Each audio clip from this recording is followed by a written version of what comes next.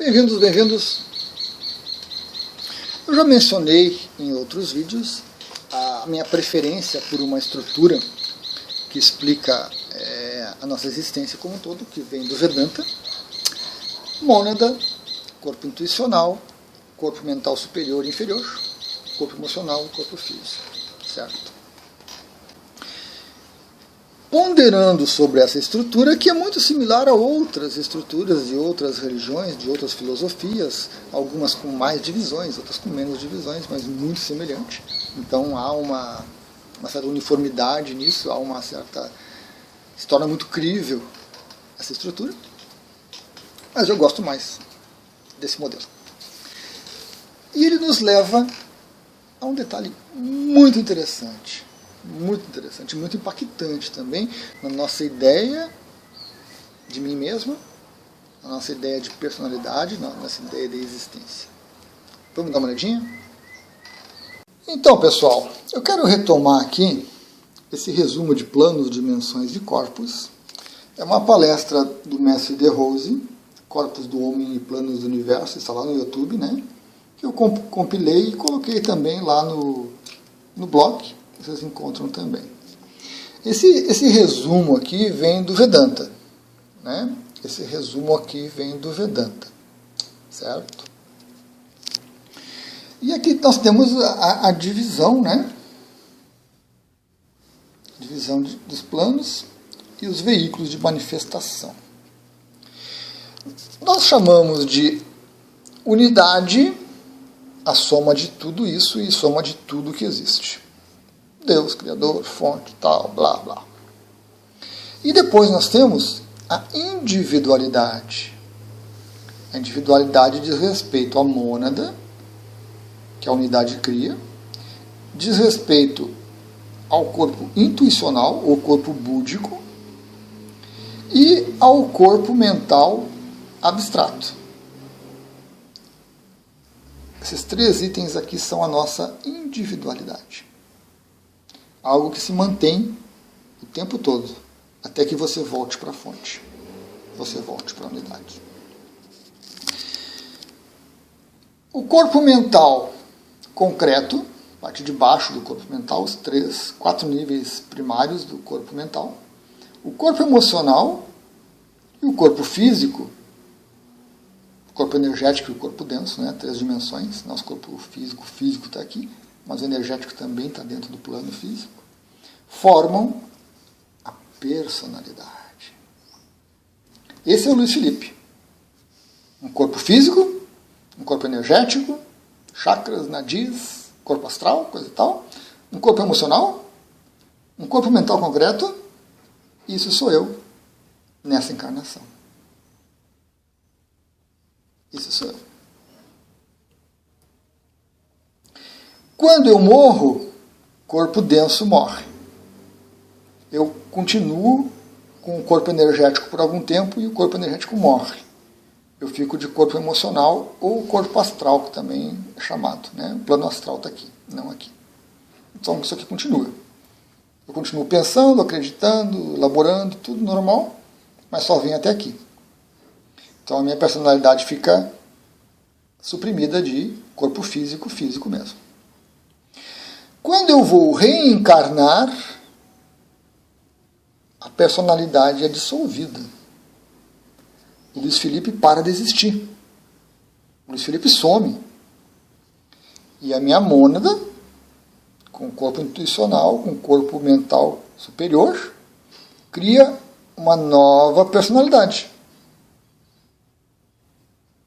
Usando isso aqui como substrato, usando isso aqui como material básico, aproveitando, não tudo, mas algumas coisas disso aqui, ela cria uma outra personalidade. Ou seja, basicamente, personalidade é descartável. Interessante, né? Esse breve esquema nos mostra claramente o que acontece. Então, pessoal, o que vocês acham? Concordam comigo? A personalidade é descartável para a consciência? Porque a partir do momento que ela precisa de uma nova experiência no mundo físico, nesse planetinha azul, ela dissolve uma das personalidades que ela tem, desintegra e cria uma nova. Não usando tudo, não aproveitando tudo, ela pega um básico ali, um substrato daquilo ali para criar uma nova. Poderia criar uma nova zerinha? Pode, mas há um limite para isso. Não se sabe qual, mas eu creio que há. As coisas não são infinitas, como a gente gosta de pensar. Então, a personalidade chega um momento que ela dissolve. Isso significa que esse Luiz aqui vai chegar um momento que ele não vai existir mais. Quando eu morrer, meu corpo físico fenece. Primeira morte. Segunda morte, a parte energética se dissolve. Né? Lembra do Boitatá?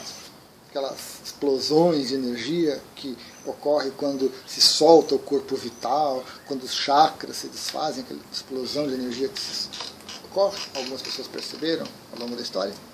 Segunda morte. A gente vai para corpo astral, que é onde ocorrem as projeções de consciência, desdobramento, viagem astral, coisa e tal. A gente fica lá. Vai para o nosso lar, vai para a terra pura do Buda, vai para o lar da Kuan-Yin, tem vários lugares aí para a gente passear.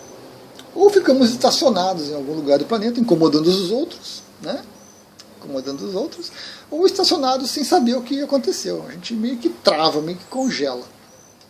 Às vezes recebemos ajuda, às vezes não. Depende da situação, depende, né, de vários fatores. Nós ficamos ali. Às vezes a gente se perde da consciência. Nem a própria consciência consegue nos ajudar. Né? E ela deixa você ali. Deixa você ali. Legal. Então isso tem prazo de validade. Tem um tempo de existência determinado pela consciência.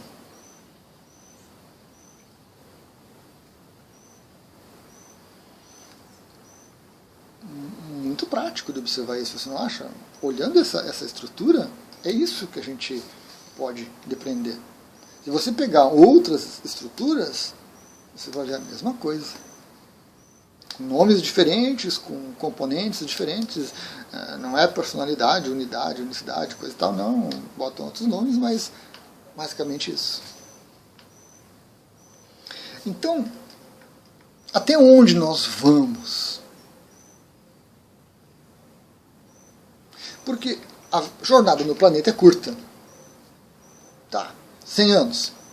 Né? Apesar de que 100 anos é difícil, né? Esse corpo não resiste tanto, nós tratamos mal ele e os últimos anos, em geral, são difíceis, são de pouca utilidade. Mas ainda assim, é uma experiência. 100 anos, vamos colocar ali, né? Senão aconteceria um desastre no meio do caminho. E depois, no mundo astral? Você fica lá, estagnado, parado, congelado, ou você vai para um desses lugares, um nosso lar, uma terra pura, e você fica lá fazendo uma coisa ou outra, até que você também vai cansar daquilo, ou você sai pelo universo sem saber para onde ir, sem saber o que fazer, sem saber o que... Não vai muito longe, não há muita coisa. Ah, eu vou para Marte, tá, você pensa que você está em Marte. Tá, e aí, cadê os marcianos? Aí você vê alguma coisa, talvez tenha, talvez não. Daqui a pouco você volta, e daqui a pouco você pede para desaparecer. Esse é um primeiro detalhe. A personalidade pede para morrer. Você pede para... Tá, quero reencarnar, porque eu não aguento mais. Simples. Eu não aguento mais, eu quero reencarnar. O esquecimento é necessário, né? Importante. Porque realmente, depois de... O tempo não tem muito referencial no mundo astral. Depois de várias experiências, então, vamos dizer assim, você enjoa. E aí você pede para a sua consciência para reencarnar. Às vezes não é para a sua consciência, às vezes é para o Ministério da Reencarnação, às vezes é para o Conselho Kármico, você implora, coisa e tal, e aí você volta. Ou alguns dizem, o Roberto Monro diz que é apenas uma rampa de acesso, você entra ali, você cai, você reencarna. O filme Soul, da Disney, traz um pouco disso. Ele mostra isso, né? Aquele buraco assim, você entra, cai lá e você reencarna. E aí, quando você reencarna, como eu disse, é um substrato seu. É uma energia. Não são as coisas boas e ruins que você fez que vão voltar. Não é a sua maneira de ver a realidade que vai voltar. Vai surgir uma personalidade novinha ali. Essa visão de Luiz Felipe que eu tenho hoje não volta mais. Não existe mais um plano físico. Não tem um outro corpo que possa suportar isso. Então o que volta é um substrato que dá origem a uma nova personalidade, uma nova perspectiva de vida, uma nova orientação, um novo corpo, uma nova cultura, uma nova época, tudo novinho. Traz alguma coisa. O que? Provavelmente a nossa mônada, nosso eu superior, que sabe o que vem. Né? O que é interessante trazer. Mas não tudo. Então, na hora que você reencarna, na hora que eu reencarnei como Luiz, alguma coisa ficou lá atrás, morreu, apagou, acabou. Como que você se sente em relação a isso? Porque a gente tem a ideia que nós vamos evoluir, que nós vamos crescer, que nós vamos para as altas esferas celestiais. Que pelo esforço, pela dedicação, pelo caminho da boa virtude, nós vamos crescer e melhorar, e vamos ser cada vez maiores, cada vez maiores, cada vez maiores, até que a gente explode em algum lugar. Né? Que nem um balão que vai inchando. Essa é a visão que a gente tem. Você desperta, você entra em samadhi, você blá blá blá. Né? Essa é a visão que a gente tem. Mas não é a visão que as próprias escrituras mostram. Porque aquela estrutura, aquela hierarquia de corpos vem do Vedanta, aquilo é muito antigo. Mas ninguém fala isso. O ser humano vem aí de uma longa história de decepções. Nós já fomos o centro do universo, tudo girava ao redor do planetinha azul. Né? Descobrimos que não. Poxa vida, é o planetinha azul que gira ao redor do Sol, e o nosso Sol é só mais um em trilhões. Não é nem 10, 20, são trilhões. É um número inimaginável de sóis que tem por aí. Nós já nos consideramos feitos à imagem e semelhança de Deus?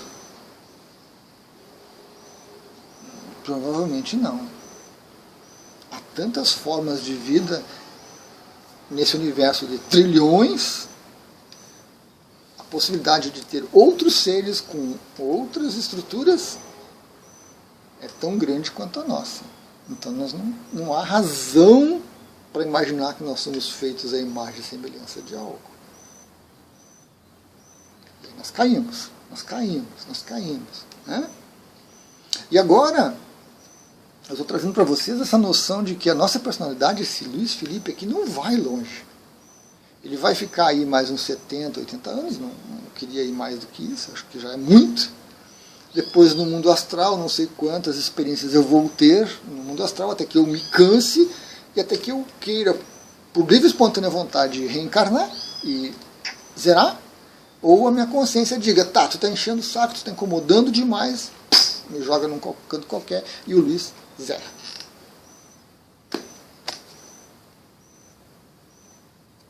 Então, desse altar onde o próprio homem se colocou, não foram deuses que colocaram, foi o próprio homem que se colocou como centro, como imagem, semelhança, como algo muito importante, nós caímos.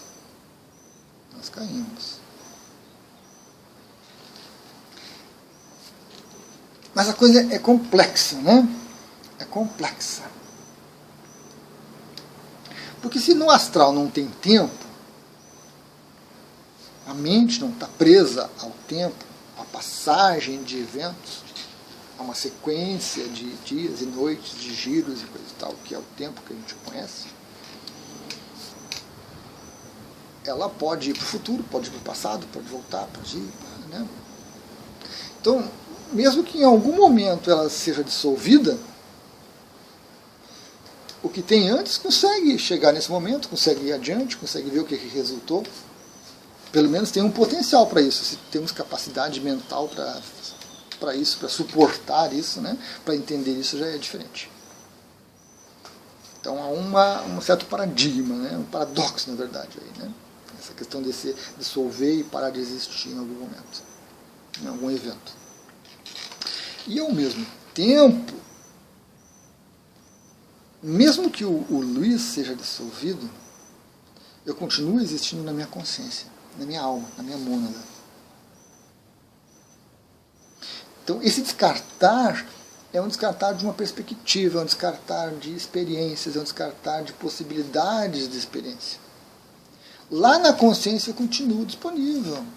Tudo que eu vivi de bom e de ruim, todas as coisas boas que eu fiz durante esses 60, 70, 80 anos aqui e mais uns tanto aí no astral, continuam na minha consciência. Estão disponíveis no momento que ela quiser. Ela é formada por 20, 30, 40, 50 personalidades. Mas esse emaranhado de personalidades, essa união de personalidades é algo que nós não temos ideia. E disso surge um detalhe muito interessante. Quando você tem uma experiência mística, tem um vídeo sobre isso recente, ou dois talvez, quando eu postar esse, aquela sensação de união com todo, com Deus, não existe. Nós não conseguimos isso. Nós conseguimos a união com a nossa própria consciência, com a nossa própria mônada, o que já deve ser uma coisa grandiosa. Isso que as pessoas relatam não é Deus ainda. É a própria consciência individual, ou talvez até uma consciência coletiva, porque as mônadas também se reúnem entre si. Então, a personalidade não chega a Deus. A personalidade chega na consciência, na mônada. É uma questão de estrutura. Eu já dei um exemplo, né, em outros dois vídeos, se não me engano, da cafeteira, da torradeira, né? Eu copiei de um outro vídeo aí que eu gosto muito do Ananda Prem. Nós somos uma cafeteirinha. Nós somos uma cafeteira. Vamos lá, cafeteira dessa vez. Cafeteira, faz café. Para você funcionar, você tem que se ligar na tomada da energia elétrica da sua casa. 110, 220. Deus é uma Itaipu, uma central hidrelétrica imensa, magnificente. Pega a cafeteirinha e liga em Itaipu. Você é desintegrado na hora, não sobra nada de você. Porque esse Deus é algo tão, tão grandioso, capaz de criar trilhões de coisas, que não tem como você, cafeteirinha, se conectar nele. Você tem que se conectar com a sua consciência, com a sua mônada. E essa mônada também sozinha não consegue chegar a Deus. Ela precisa se reunir com várias mônadas para se aproximar de algo maior.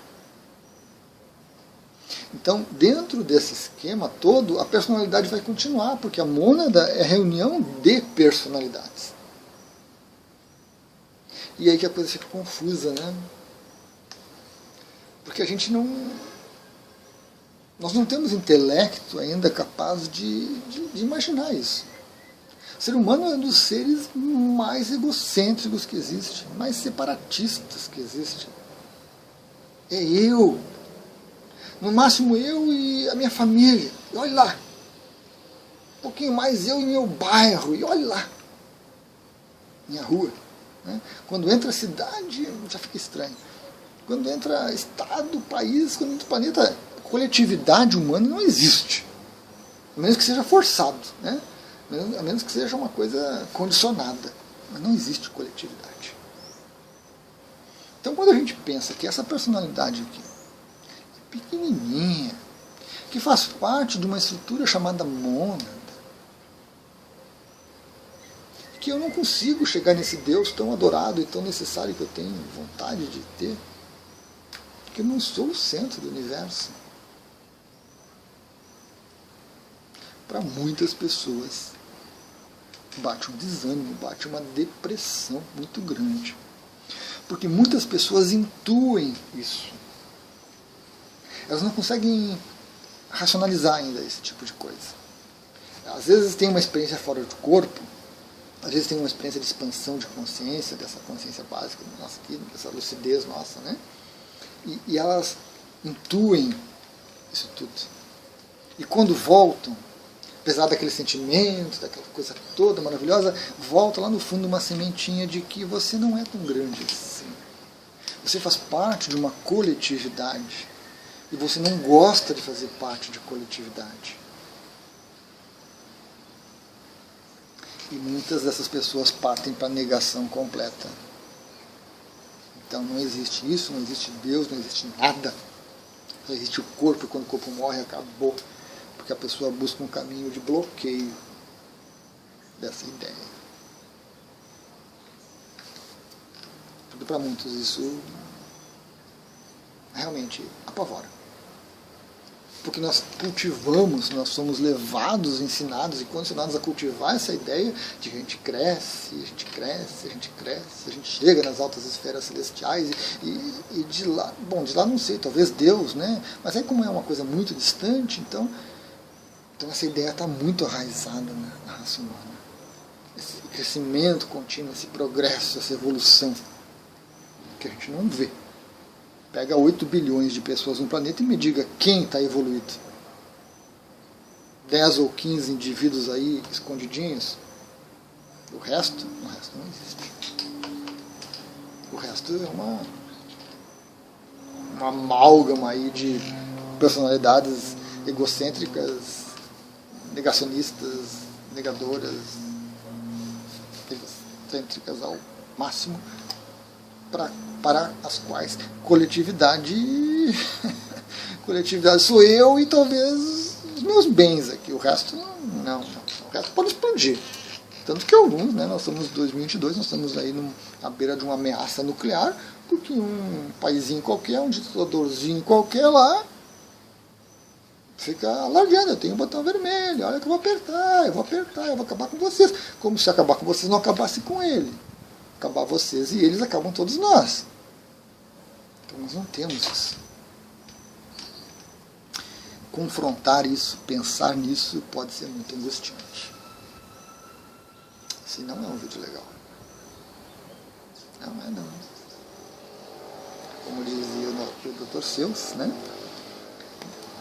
No mundo dos Ru, não é não.